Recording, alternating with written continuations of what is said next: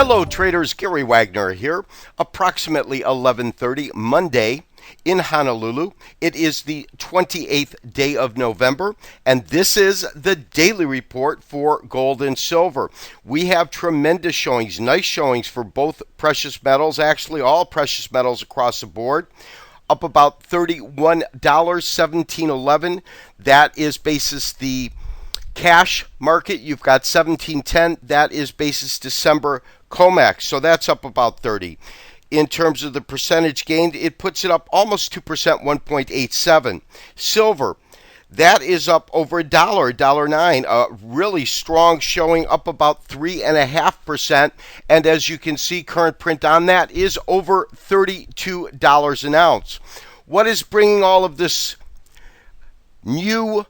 renewed interest in the metals today? Well, the only thing that I can see right now, you do have the stock market higher, but you do have the dollar down. This is the weekly chart of our dollar index. As you can see, this is the first day, but you can see it is slightly lower, but it's certainly not rallying as it has over the last, call it 3 to 4 weeks, the last month since the beginning of November. And my sentiment is that this flight to quality has been going into the dollar. If it's not going to go into the dollar, the concerns of the European Union's debt crisis is still evident. It's still there. The U.S. budget deficit and how we're going to deal with it, that's still there. And so in the face of not going into the dollar, really safe haven buying has nowhere else to go but into the precious metals markets. Traders, the first chart I really want to hone in on today and take a look at is going to be our gold chart.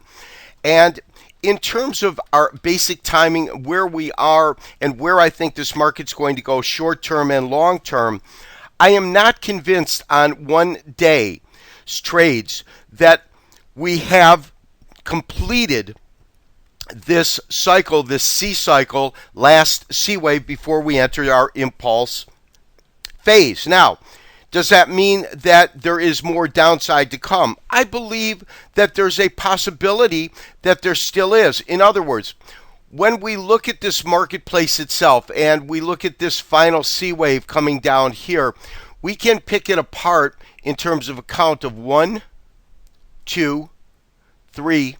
This would be wave 4, and then probably a fifth wave down. My sentiment is, because I am so bullish in the market, as you know, I am looking for the potential for this final C wave to actually turn into what is called either a truncated or a triangle breakout. Those are the two possibilities that I feel are most likely within the market as of this point. Now, how would that actually unfold? How would that actualize? Now, the one thing that you want to look at, if we take a look at, for example, we draw these lows together and bring them up here, and then we go from this high down to the next lower high here, what you'll notice is that we are getting that consolidation, and the range itself is beginning to narrow. And when that tends to happen, what you will typically see in the marketplace is a breakout with a lot of strength. And how might that actualize? Well, if we take a look just simply at the moves that we've seen, 1, we've got 2, we've got 3. Let's assume that we get one more pop up. If, of course, it would break out here, that would be one possibility. And the other possibility would be one final down leg before we would get a real tightening of range, and then a very, very strong breakout based upon this scenario right here. When we look at our daily chart and look at the timeline that it would take, in other words, to be involved to get through that, you're looking really at roughly about the middle of December to actually complete this cycle.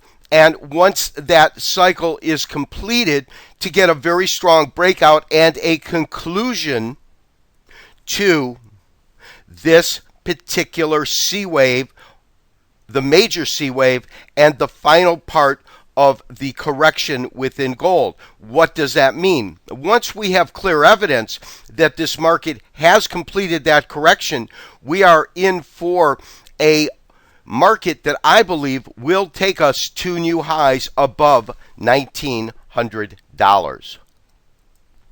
Now, after looking at this gold chart, I certainly do want to take a look at silver so that we can see what the possibility is there. Now, as you know, I have not been as bullish, but here's what I am seeing that does bode well for the silver bulls. If we take a look at a potential uptrend, as long as it maintains itself pretty much above the trend line that I've drawn from two sets of lows, meaning here and here, we could see this marketplace trade higher, but we've got major resistance at $32.90, call it $33 an ounce. And as you know, when the market broke below, we had this major resistance right at $35. I am not convinced on one day of trading that that is over. And when we look at simply the candlesticks, you get this alternating pattern of green and red, green and red, green and red, another green. We'll see what happens tomorrow, but as you can see, it's been alternating. When you get that, you have a market that is A, choppy, and B, trading in a defined narrow range. As you can see, this range being right in here. Very much the same thing that we witnessed before when we saw it unable to break above 35 and trading within this range. So I'm not getting out my party hats yet when I look at silver. I think that we might have an opportunity to see the silver market go lower before busting above 32 or certainly testing 35. This has been Gary Wagner wishing you, as always, good trading. We'll talk to you tomorrow for another daily update and review. Bye-bye.